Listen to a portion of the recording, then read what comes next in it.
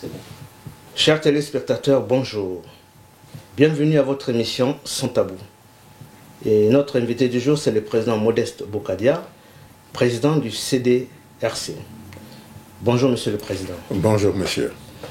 Le décor dans lequel nous nous trouvons nous rappelle votre dernière sortie à l'hôtel Hoche lors de la déclaration de l'État du Sud-Congo. Qu'en est-il devenu, mythe ou réalité?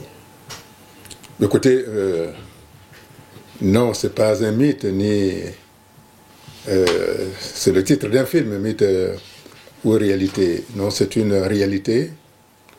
En fait, c'est une réponse adaptée à la situation actuelle du pays. Vous savez qu'il y a un grand débat qu'on a voulu initier qui ne doit pas être à l'ordre du jour.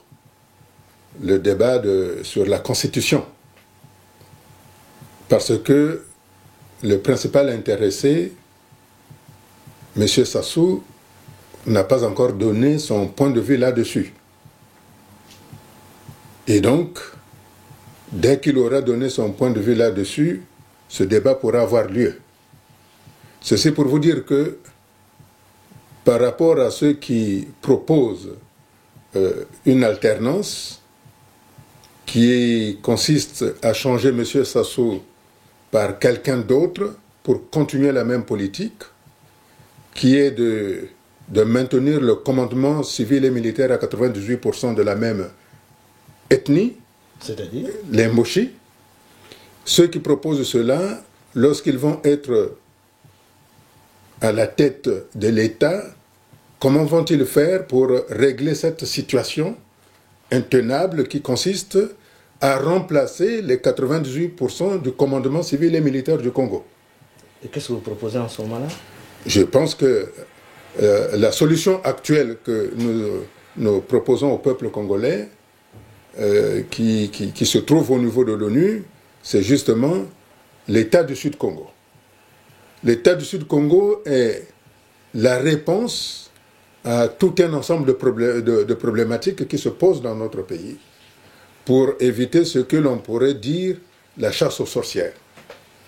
Voilà pourquoi l'État du Sud-Congo a sa réalité d'être. D'ailleurs,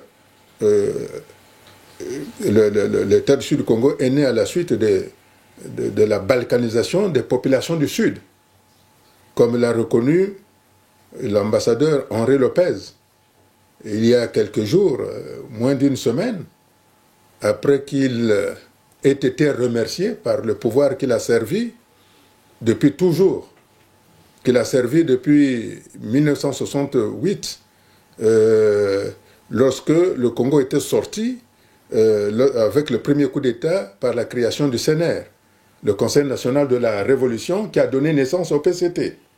C'est M. Henri Lopez lui-même qui dit que le pouvoir actuel d'Oyo balkanise les populations du Sud pour qu'ils n'aient pas accès à la gestion du pouvoir. Or, quand on balkanise une partie de la population d'un pays en les empelant par les autres, la réponse internationale de l'ONU, c'est l'autodétermination. C'est en vue de cela, compte tenu aussi du fait que la politique de M. Sassou a conduit au massacre de 750 000 personnes avérées des Congolais, des citoyens congolais du sud du Congo. Sans oublier ceux de ce qu'on appelle communément par les disparus du Beach. Ce sont ces raisons qui sont des raisons fondées qui nous ont poussés à rédiger la requête de déclaration de l'État du Sud-Congo. Je précise bien, c'est l'État du Sud-Congo, pas la République du Sud-Congo. Quelle différence? La différence, c'est que entre l'État, c'est une gestion des hommes et des femmes, des ressources, dans un contexte administratif, sociopolitique. Donc nous ne déclarons pas la République du Sud-Congo. Ce n'est pas une indépendance. Ce n'est pas une indépendance. Nous disons que c'est une partition. C'est-à-dire que, comme vous devez le savoir aujourd'hui, le pouvoir de M. Sassou, utilise la quasi-totalité de richesses pour la partie nord du pays. J'entends bien, on peut me rétorquer, mais tous les ressortissants ou tous ceux qui habitent le nord ne profitent pas de ce pouvoir. Évidemment. Bon. Mais la question n'est pas là, c'est la question de la gestion du pouvoir. Donc le pouvoir de M. Sassou c'est une gestion clanique qui a déporté l'ensemble des outils souverains à Oyo. Que ce soit, comme je l'ai déjà dit, sous le commandement civil et militaire. 98%. Ce sont des gens qui sont issus de la cuvette. Ce qui nous donne, pour ceux qui pensent que nous devons aller vers l'alternance, que quelle que soit n'importe quelle personne qui viendra, s'il arrive au pouvoir, comment va-t-il faire pour remplacer les 98% du commandement civil et militaire? Forcément, n'importe qui, on va l'accuser de chasse aux sorcières, de tribaliste. On dira, mais ce n'est pas que M. Sassou qui soit tribaliste. Eux aussi, ils pratiquent cette politique. C'est pour ça que nous pensons qu'il est mieux que nous validons ce que M. Sassou a commencé. C'est ce que M. Théophile Obenga aussi avait dit, que nous vous tuons, nous violons vos femmes, nous faisons tout ce que nous pouvons faire, vous ne devez pas crier, vous acceptez cela, c'est un fait. Si vous ne l'acceptez pas, nous allons à la scission, à la partition. Ça, je cite M. Théophile Obenga. C'est ce que M. Henri Lopez aussi a reconnu récemment. Je redis, M. Henri Lopez, c'est un diplomate chevronné. Donc il utilise bien des mots avec l'explication qui va avec.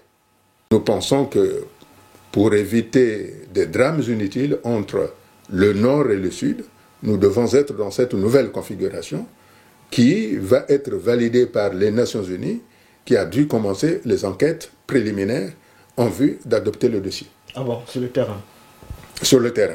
Effectivement, il y a toujours des enquêtes, des enquêtes anonymes qui sont lancées par les Nations Unies pour demander l'avis de la population, pour savoir si effectivement la population est à mesure d'accepter cette partition. Les enquêtes, je crois qu'ils ont commencé, ou sinon, elles vont être bientôt diligentées. Okay. Donc si on comprend bien, votre procédure, votre démarche est différente de celle du Soudan. Naturellement. Naturellement. Nous disons que la démarche que nous avons initiée, qui s'appelle la partition et non la scission, qui s'appelle la partition, est une démarche humanitaire, humaniste, c'est-à-dire qui privilégie qu'on n'arrive pas à des drames tels que les drames du Soudan ou du Rwanda. Parce que nous considérons, pour nous en tout cas, qu'une vie, elle est sacrée. Et en ce moment-là, quel sera le rapport entre l'État du Sud-Congo et du Nord-Congo? C'est exactement le même rapport qui se passe en Suisse où M. Sassou a l'habitude d'aller déposer de l'argent. Ou en Belgique, ou au Canada, ou aux États-Unis. Vous savez, les États-Unis, c'est une fédération d'États qui sont dans la même république. Mais c'est une fédération d'États, chaque État a ses lois, sauf en ce qui concerne la politique étrangère, c'est-à-dire la politique étrangère, la politique de la défense nationale et la politique monétaire. Ça, c'est une politique commune à tous les États. Donc en ce qui concerne l'État du Sud-Congo, ça sera pareil, le même fonctionnement que la Suisse, ou la Belgique, ou le Canada, ou les Nations Unies.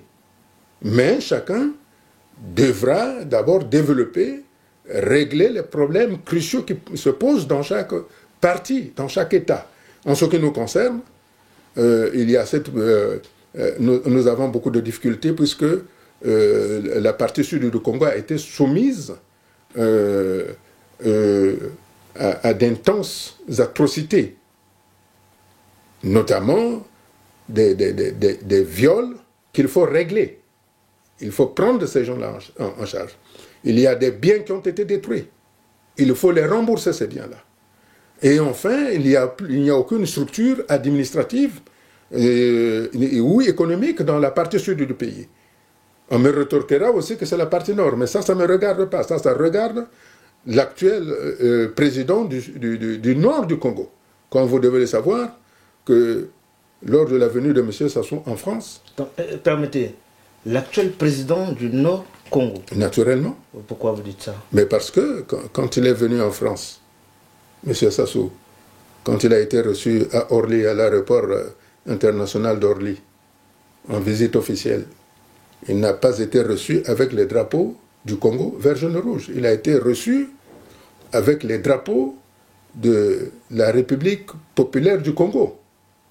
C'est la même chose lors Vous voulez parler du drapeau rouge? Oui, si vous voulez, appelez-le le drapeau rouge, mais c'est le drapeau de la République populaire du Congo. Donc, il maintient la République populaire du Congo. Nous ne sommes plus en République populaire du Congo. S'il sort ce drapeau, c'est qu'il est dans la République populaire du Congo. Et nous sommes dans la République du Sud-Congo. Donc le drapeau vert, jaune, rouge devient le drapeau fédéral. Sinon, pourquoi il aurait arboré, que ce soit à Sibiti, même si c'est un congrès extraordinaire, élargi de PCT, qu'il ait arboré le drapeau de la République populaire du Congo. À Sibiti aussi? À Sibiti, comme à Ouesso, où, semble-t-il, c'était la fête de l'indépendance du Congo. On n'a pas vu les drapeaux bleu, vert, jaune, rouge. On a vu les drapeaux de la République populaire du Congo, celui que la conférence nationale, par M. Sassou, qui avait été remplacé par les armoiries de la Première République. Ça veut dire qu'au fond de lui, il est déjà dans la République populaire du Congo du Nord. Et nous sommes dans la République du Sud-Congo. Voilà la réalité exacte, qui ne se dit pas, mais qui se vit. Il n'y a pas une autre alternative pour le Congo? Si. L'autre alternative pour le Congo, c'est de permettre, si tant est que l'unité nationale a encore un sens, ou la réconciliation a un sens, mais vous comprenez que dans cette situation, ayant été condamné à 30 ans de travaux forcés pour avoir voulu que le peuple congolais soit uni, pour avoir voulu que les Congolais du Nord et les Congolais du Sud aient les mêmes droits et devoirs, j'ai été condamné à 30 ans de travaux forcés, ce qui voulait dire en réalité que dans la tête des dirigeants du PCT, il n'était pas question de parler d'unité nationale et encore moins de réconciliation. Puisque vous parlez de la condamnation dont vous faites l'objet, ils sont devenus les cadres et membres de votre parti qui ont été condamnés, qui sont incarcérés au Congo? Écoutez, je pense que vous savez que je n'ai pas ménagé les efforts. Hein? Ils ont été, par ailleurs, il faut que je rappelle, ça fait 2 ans qu'ils sont en prison, justement pour avoir demandé un gouvernement d'union nationale, c'est-à-dire un gouvernement qui aurait dû voir l'ensemble de tous les problèmes du Congo. Et ils ont été arrêtés parce que, justement, ils croyaient en la République une et indivisible. Et vous savez que je n'ai pas ménagé les efforts là-dessus. Les Nations Unies, la plus grande communauté du monde, le conseil syndical de tous les États a reconnu que c'était des arrestations arbitraires et avait pris en novembre 2014 un avis exécutoire immédiatement que le pouvoir de Brazzaville devait les libérer immédiatement. Il y a eu des délégations des Nations Unies au mois de juin dernier, de même des délégations des États-Unis, de l'Union européenne et beaucoup de puissances étrangères qui ont signifié au gouvernement du Congo de les faire sortir. Donc aujourd'hui, je me rends compte que les cadres et membres de CDRC qui voulaient la paix, la vraie, celle qui n'a pas de goût de sang sur la langue, sont aujourd'hui portés disparus. Sont-ils encore en vie? Je l'espère. Mais en tout cas, je le lui laisse. Il fera d'eux ce qu'il a envie de faire. S'il veut les mettre dans des conteneurs comme il a fait avec les disparus de Beach, s'il veut les mettre dans des trous pour les asperger d'essence, qu'il le fasse. Mais en tout cas, c'est un problème aujourd'hui qui regarde la communauté internationale. Aujourd'hui, je trace la route de demain. C'est pour ça que je disais tout à l'heure que le débat sur la Constitution ne peut avoir lieu que lorsque lui-même se sera exprimé là-dessus. Au sujet du débat sur la Constitution, il a été initié un dialogue de toute la population à Dovzi, à Sibiti, je veux dire. Mais il y a aussi eu le dialogue alternatif de l'opposition congolaise qui n'avait pas cautionné celui de Sibiti. On aura peut-être un troisième dialogue initié par le président Modeste Bokadia. Non, on ne peut pas initier un dialogue sur un débat qui n'existe pas. Comment ça, il n'existe pas? Écoutez, pour qu'il y ait un débat, il faut bien qu'il y ait un sujet. C'est le changement de la Constitution, justement, le sujet. Mais je n'ai pas entendu, en tout cas de mes oreilles entendues, que M. Sassou s'est exprimé là-dessus. Mais il encourage le débat. Non, il n'encourage pas. Pour l'encourager, il faut qu'il le dise. Il faut qu'il dise qu'il veut aller vers le changement de la Constitution. Puisqu'il a pris en compte les conclusions de Sibiti, il a même promis qu'il y aura un écho. Non. Monsieur, le PCT s'est exprimé sur ce sujet. Mais ça, c'est le PCT. C'était quand même... C'est le PCT qui s'est exprimé là-dessus. C'est pour ça que je crois que c'est une faute pour ceux qui se croient être des opposants d'avoir surenchéri sur le PCT. Vous parlez de ceux du dialogue alternatif ou des opposants présents à Sibiti? Que ce soit les uns ou les autres. Moi, je pense que quand si on veut avoir un véritable débat, il faudrait que le principal intéressé, à savoir M. Sassou Nguesso, puisque c'est de ça qu'il s'agit, qu'il veut être de nouveau candidat en 2016, il faut qu'il dise « Je veux être candidat en 2016, mais pour cela, je veux procéder au changement de la Constitution par voie référendaire. » Et si c'est le cas, quelle est votre position? Mais il ne s'est pas encore exprimé. Et donc vous non plus, vous ne donnez pas votre position? Mais j'attends qu'il s'exprime. Alors finalement, quelle est votre stratégie pour faire partir M. Sassou Nguesso du pouvoir? Mais pourquoi voulez-vous que je le fasse partir, moi, alors que c'est la Constitution qui le fait partir? Moi, je n'ai pas à dire, faisons ceci pour cela, pour le faire partir. Je suis un légaliste. Je suis un légaliste. La Constitution est claire là-dessus. Et cette Constitution, que je n'ai pas votée, que les gens du Sud Congo n'ont pas voté, en particulier le pôle n'a pas été invité à s'exprimer en 2002 sur cette Constitution parce qu'il était soumis sous des bombardements atroces à gaz moutarde. Donc vous voyez les séquelles. Vous en avez la preuve? Sinon je n'avancerai rien, monsieur. Merci. Sinon je n'avancerai rien. Vous voyez, faites des enquêtes.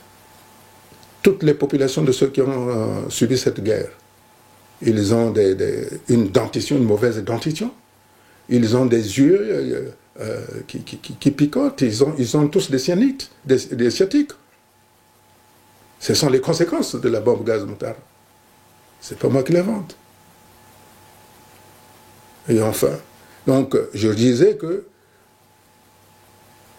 la population du Sud-Congo n'est pas engagée dans le débat, ce débat du changement de la Constitution, parce que le pôle n'a pas été engagé, n'a pas voté cette Constitution. C'est-à-dire? En 2002, le pôle n'a pas été invité à participer au référendum constitutionnel pour voter la Constitution du 20 janvier 2002, puisqu'ils étaient en guerre. Donc, ceci étant dit, cette Constitution voulue par M. Sassou lui-même dit de manière précise que tout candidat à l'élection présidentielle ne doit pas excéder plus de 70 ans, ce qui est dans le cas de M. Sassou, qui doit avoir 75 ans ou 76 ans. Puisque à cette époque, si moi j'ai dépassé les 55 ans, lui il doit en avoir beaucoup plus. Enfin bref. Bon, moi je ne cache pas mon âge et je n'ai pas peur de dire mon âge. Je suis né le 15 juin 1954. Ça fait quel âge? Je suis né le 15 juin 1954.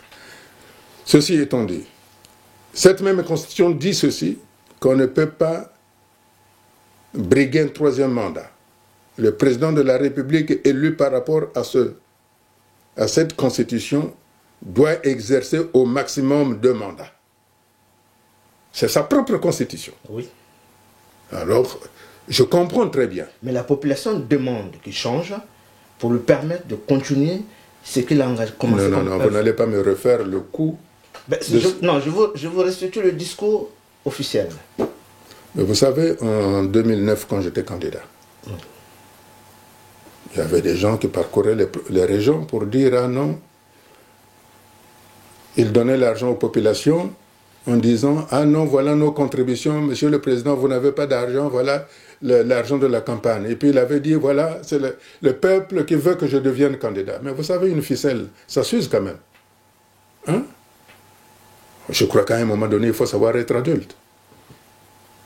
Donc je disais, ce n'est pas moi qui vais pousser la Constitution, M. Sassou, de ne plus briguer un troisième mandat. C'est la Constitution, sa propre Constitution, qui lui dit qu'il doit prendre sa retraite. Voilà. Donc moi, je n'ai rien à dire pour se dire que non, M. Sassou doit s'en aller. C'est la Constitution. Par contre, posez-moi la question de savoir comment peut-on organiser les élections? Oui, là, je vous répondrai. Et je vous la pose en ce moment-là. Comment doit-on organiser les élections? Vous savez, un pays démocratique comme le nôtre... C'est pas ironique ce que vous dites? Non, c'est pas ironique. Vous y croyez?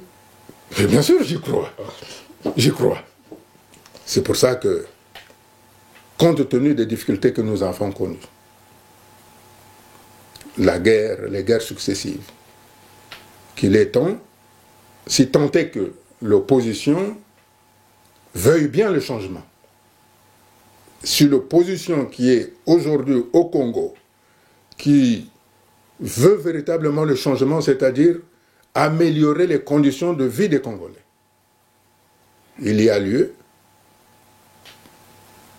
qu'ils appuient les démarches que j'ai faites au niveau de la francophonie, au niveau de l'ONU, pour avoir un médiateur qui nous permettra de nettoyer les listes électorales et de faire un recensement général de la population, en vue d'avoir des listes saines qui permettront à aller aux élections d'une manière transparente et libre.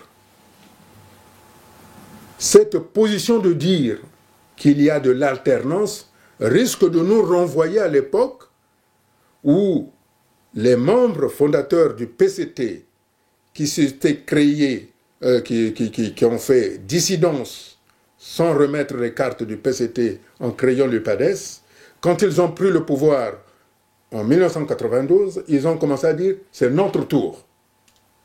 Ça veut dire, s'il y a l'alternance, les gens vont dire on chasse Sassou, mais faisons la même chose que Sassou. Moi, je ne suis pas pour ça. Moi, je suis pour le changement, c'est-à-dire changer de manière radicale la manière de gérer le Congo et la manière d'aborder les problèmes du Congo. La manière de s'occuper de tous les Congolais de manière égale, sans privilégier telle ou telle région, telle ou telle ethnie. Voilà ce à quoi j'invite aujourd'hui l'opposition du Congo en allant vers un changement de la pratique politique au Congo. C'est ce représentant de l'ONU qui pourra donc nous aider à avoir ces listes électorales et qui permettra à toutes les diasporas congolaises de pouvoir participer à la vie de la nation. À partir du moment où le Congo n'est pas institutionnellement en crise, est-ce que ce n'est pas une ingérence, c'est une démarche légale que l'ONU s'intéresse à? Mais écoutez, il faut anticiper. Il faut anticiper. Nous disions tout à l'heure, imaginez que quelqu'un d'autre vienne au pouvoir aujourd'hui. Il va se dire, bon, comment je vais faire pour gérer au niveau des directions générales, que ce soit au niveau de l'armée ou au niveau essentiellement des grandes entreprises. Il est obligé de remercier les gens. Ce n'est pas parce qu'ils ont servi, M. Sassou, ou peut-être parce qu'ils sont arrivés à l'âge de la retraite, ainsi de suite. Mais comme je le disais, 98% du commandement civil et militaire sont tenus par la tribu de Yo. Dès qu'on va commencer à remplacer les cadres, ce qui est de la prérogative du nouveau président ou du nouveau gouvernement qui va venir, ceux qui détiennent aujourd'hui les masses, les armes de destruction massive, vont les utiliser en disant on chasse les nôtres. Et ça sera encore pire. Comment voulez-vous? Moi j'anticipe en disant ça. C'est ça ce qu'il faut voir. Moi je veux bien. Mais si on n'a pas de médiateur, nous sommes quand même dans la famille francophone, si on n'a pas de médiateur pour régler les questions des listes électorales, du recensement, il est à craindre que, si on laisse faire le pouvoir de Brazzaville, il est à craindre que on risque de dépasser les 750 000 personnes qui sont portées aujourd'hui disparues dans le sud Congo. Pour sauvegarder toute vie humaine, du nord et du sud, d'arriver à cette médiation internationale que j'appelle de tous mes voeux, de toutes mes forces. J'appelle la francophonie, j'appelle les Nations Unies, j'appelle la France, j'appelle les États-Unis, de s'impliquer dans le processus de l'élection présidentielle au Congo. C'est le prix de la paix. S'il n'y a pas ça, il est à craindre que ça sera trop tard. En tout cas, c'est comme ça que moi je vois les choses. Et si cette opposition est d'accord, si cette opposition veut véritablement changer, c'est vers cette voie qu'elle doit aller. Si elle ne va pas dans cette voie, alors ça veut dire, Monsieur Sassou, nous faisons semblant de vous combattre, mais restez là à la condition de donner-nous nos places. Concrètement, quels sont vos rapports avec cette opposition? Et ils font leur travail, je fais le mien. Le faisons-nous bien comme ils le font, je n'en sais rien. Mais moi, je ne suis pas le rythme du PCT. Je redis, nous ne voulons pas aller vers l'alternance, nous voulons aller vers le changement. Comme nous l'avons voulu à la conférence nationale souveraine. C'est ça, c'est vers ce changement-là que nous devons aller. Nous n'allons pas vers l'alternance, c'est-à-dire changer M. Sassou par quelqu'un d'autre.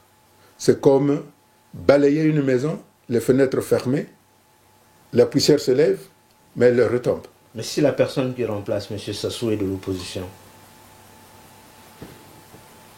Alors il faut qu'il m'explique comment il va-t-il faire pour régler les 98% de commandement militaire et civil? Sachant que la quasi-totalité de ceux qui sont dans l'opposition de M. Sassou, l'opposition officielle, sont tous issus du PCT. Il y a quand même Parfait Kolela, quelques-uns, semble-t-il, qui sont comme lui, hein, qui ne sont pas issus du PCT. Certainement. Mais le monsieur que vous me dites là, M. Parfait Kolela, il a géré le pouvoir avec M. Sassou. Vous savez, quand on n'est pas d'accord, on démissionne au bout de 12 heures. Hein. Il y a des gens qui ont démissionné au bout de 5 heures. Il a quand même combattu étant au sein du pouvoir. Oh. Vous n'allez pas me faire le coup de M. Henri Lopez. Et il n'est pas seul en plus. Il y a M. Okombi, il y a M. On leur retire la cuillère en argent de la bouche, ils deviennent opposants. Hein? Non, soyons sérieux. Soyons sérieux, monsieur. Mais je comprends. Je comprends. Je redis ceci. Si les personnes dont vous me citez sont devenues de réels opposants, ils doivent appeler au changement. Et appeler le changement, c'est me rejoindre dans la démarche de mettre une médiation internationale qui organise les élections présidentielles de manière transparente, en commençant par le nettoyage des listes électorales. Ensuite, de permettre à tous les... Nettoyage ou recensement? On recense, on nettoie et on recense. Parce que CBT a suggéré la révision, c'est un nettoyage. Non. Vous savez ceux qui votent aujourd'hui au Congo? Ce sont tous les gens qui sont issus du PCT. Il n'y a jamais d'autres citoyens qui sont hors du PCT ne votent au Congo. Ça nous permettra en même temps, dans ce recensement, de savoir, de donner la validité. Effectivement, il y a 750 000 personnes qui manquent à l'appel. Comme c'est écrit dans le rapport post-conflit de novembre 1999, signé par M. Sassou et co-signé par M. Pierre Robin, ministre de l'Intérieur de l'époque, M. Mathias Nzo, ministre de l'Économie et des Finances, co-signé par le secrétaire chargé de la Défense nationale, M. Lekunzu, co-signé par la Banque africaine de développement et par l'ONU. C'est dans ce document de rapport post-conflit où se trouvent les preuves qu'il y a 750 000 Congolais qui manquent à l'appel. Et dans ces 750 000 Congolais qui manquent à l'appel, il n'y a pas les disparus de Beach. Et il n'y a pas non plus ceux du parti, du CDRC qui manquent, dont on ne sait même pas s'ils sont en vie. Voilà. C'est pour ça que je dis que si tant est que l'opposition est une opposition responsable, qui ne doit pas pousser les gens dans la rue, qui doit attendre que M. Sassou s'exprime sur... qu'il donne sa position exacte sur 2016. Aujourd'hui, cette opposition ne doit demander que un médiateur international pour préparer les conditions viables d'une élection libre et transparente. Oui, dans ces conditions, je suis avec eux.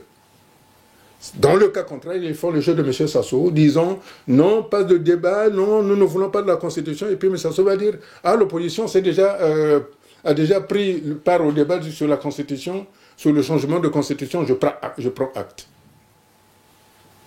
Ce serait une faute grave pour l'opposition. Voilà. Quel est votre dernier mot à l'endroit de la population congolaise? Écoutez, je n'ai jamais quitté le Congo. Mes pensées vont toujours vers eux. Mais Le plus important, c'est de regarder devant, au-delà des vicissitudes de la vie, au-delà des souffrances que nous avons endurées. L'homme politique est celui qui sait prendre la décision politique. Là où la justice n'arrive pas à trancher, l'homme politique est capable de trancher. En prenant la décision politique, parce que cette décision est au-dessus de toute considération judiciaire. J'entends bien que beaucoup de gens ont peur. Beaucoup de gens estiment ce qu'ils vont devenir demain si jamais il y avait des changements. Mais il faut aussi tenter de savoir tourner la page. Aujourd'hui, je crois que nous avons, chacun de nous dans son cœur, dans sa chair, a perdu beaucoup.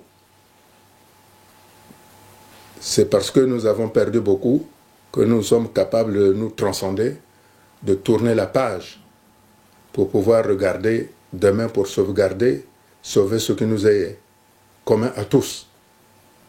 Je crois que c'est ça ce que je souhaite aux Congolais. Nous avons eu la capacité de nous dépasser. Faut-il permettre que nous revivions 1959 ? Je dis non. Faut-il permettre que le Congo soit en mesure, comme l'Afrique du Sud a été? Cela est souhaitable. Mais à la condition que chacun fasse le pas. Des mots blessants ont été dits, d'être qualifié par les autres, mais ce sont ces expériences aussi douloureuses qui nous permettent de nous projeter pour tirer la population vers le haut, d'annihiler toutes les peurs. Dans mon meeting de Pointe-Noire, j'avais dit que de ne jamais toucher les ressortissants du Nord qui se trouvaient à Pointe-Noire parce qu'ils n'ont rien fait. C'est le régime de Brazzaville qui était mauvais, le régime de M. Sassou. Donc c'est le régime de M. Sassou qu'il faut sanctionner et non les ressortissants du Nord qui sont dans la partie Sud. Même avec notre État, dont les limites naturelles sont fixées vers la Léfini, peut-être aussi, si on voit nos rapports avec les plateaux jusqu'à la Lima, nous nous entendons très bien. Donc, il y a une capacité extraordinaire d'un homme politique de transcender les divergences. Dès lors où l'objectif commun est d'arriver à donner la dignité à tous ceux qui vivent dans le Congo, que ce soit dans la partie nord, que ce soit dans la partie sud. Ça, c'est mon objectif. Et enfin, et ça c'est très important, que les Congolais ne doivent pas oublier, que si M. Sassou veut organiser un référendum constitutionnel, au moment où il aura annoncé naturellement qu'il avait cette intention-là, pour que le débat soit pris par la population, nous souhaitons dire que le président Lissouba, sous la législature de la Constitution du 15 mars 1992, avait le droit et la légitimité de repousser les élections 45 jours après le terme échu. Elle avait proposé 30 jours. À l'époque, le général Sassou avait trouvé que 30 jours, c'était beaucoup. Il avait répondu à cette demande du président Lissouba de 30 jours de décalage de l'élection présidentielle par un coup d'État dont nous portons jusqu'à présent les stigmates. Je crois que pour la tranquillité de tout le monde, permettant à M. Sassou de prendre 30 jours dans la constitution actuelle pour organiser les élections. Mais il doit d'abord s'exprimer. Au-delà de 30 jours, ça sera problématique.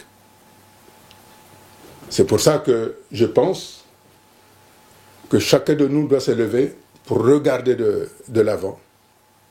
Et j'appelle la communauté internationale, j'appelle la francophonie, j'appelle les Nations Unies, j'appelle la France, j'appelle les États-Unis et j'appelle l'Union européenne à nous assister dans cette mutation que nous souhaitons pour le Congo, pour la paix